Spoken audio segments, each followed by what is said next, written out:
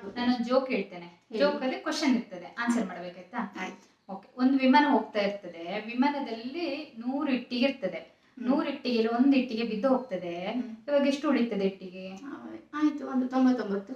Okay, correct answer. ಈಗ ಅದೇ ನಿಮ್ಮ ಮನೆ ಫ್ರಿಜ್ ಅಲ್ಲಿ ಒಂದು ಆನೆನ ಕೂರಿಸ್ಬೇಕು. ಹೇಗೆ ಕೂರಿಸ್ತೀರಾ?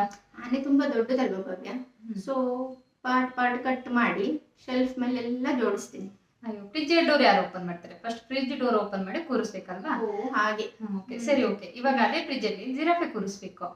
ಹೇಗೆ ಕೂರಿಸ್ತೀಯಾ? ಹೇಗೆ ಹೇಳಿದಲ್ಲ ಭವ್ಯ, ಫ್ರಿಜ್ ಡೋರ್ ಓಪನ್ ಮಾಡ್ತೀನಿ, ಜಿರಾಫೆ ಕೂರಿಸ್ತೀನಿ ಅಷ್ಟೇ. ಫ್ರಿಜ್ ಇಂದ ಆನೆ ಯಾರು ತೆಗಿಯಕ್ ಬರ್ತಾರೆ? ಫಸ್ಟ್ ಆನೆ ತೆಗ್ಬಿಟ್ಟು ಫ್ರಿಜ್ ಅಲ್ಲಿ ಜಿರಾಫೆ ಕೂರಿಸ್ಬೇಕಲ್ವಾ? ಆಯ್ತು ಮಾರಿ. ಓಕೆ, ಇವಾಗ ಪಾರ್ಟಿ ನಡೀತಾ ಇರುತ್ತೆ ಕಾಡಲ್ಲಿ. ಎಲ್ಲ ಅನಿಮಲ್ಸ್ ಇನ್ವೈಟ್ ಮಾಡಿರ್ತಾರೆ. ಜಿರಾಫೆದು ಗರ್ಲ್ ಫ್ರೆಂಡ್ ಹೋಗ್ಬೇಕು. ಬಟ್ ಹೋಗುವಾಗ ಒಂದು ನದಿ ಸಿಗ್ತದೆ. ನದಿಲಿ ತುಂಬಾ ಮೊಸಳೆಗಳಿರುವ ನದಿ ಅದು. ಆದ್ರೂ ಆ ಜಿರಾಫೆಗೆ ಅವಾಗ ಏನು ಆಗಲ್ಲ. ಯಾಕೆ?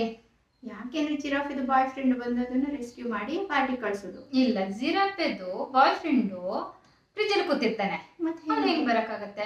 ಮತ್ತೆಂತಾಯ್ತು ಇದಕ್ಕೆ? ಬಟ್ ಆದ್ರೂ ಅದು ಪಾರ್ಟಿಗೆ ಹೋಗಲ್ಲ, ಸತ್ತೋಗುತ್ತೆ ಅದು. ಹೌದಾ? ಹೇಗೆ? ಅದೇ ಮೊಸಳೆಗಳೆಲ್ಲ ತಿನ್ನುತ್ತಲ್ಲ. ಮೊಸಳೆಗಳೆಲ್ಲ ಪಾರ್ಟಿಗೆ ಹೋಗಿದ್ದಾವಲ್ಲ, ಜೋರ್ ಬಂದು ಕೊಚ್ಚು ಹೋಯ್ತಾ? ಇಲ್ಲ, ಆ ಫಸ್ಟ್ ಒಂದು ವಿಮಾನ ಹೋಗ್ತಾ ಇರುವಾಗ ಒಂದು ಇಟ್ಟಿಗೆ ಬಿದ್ದಿರುತ್ತಲ್ಲ ಭಾವನ, ಅದ್ರ ತಲೆ ಮೇಲೆ ಬಿದ್ದು ಸತ್ತು ಹೋಗ್ತು. ಎಂತ ಪೊಟ್ಟು ಜೋಕೆ ಭವ್ಯ ಇದು. ಮತ್ತೆ ಯಾರಿಗೂ ಹೇಳ್ಬೇಡ, ನನಗೆ ನಗುನು ಬರ್ತಿಲ್ಲ.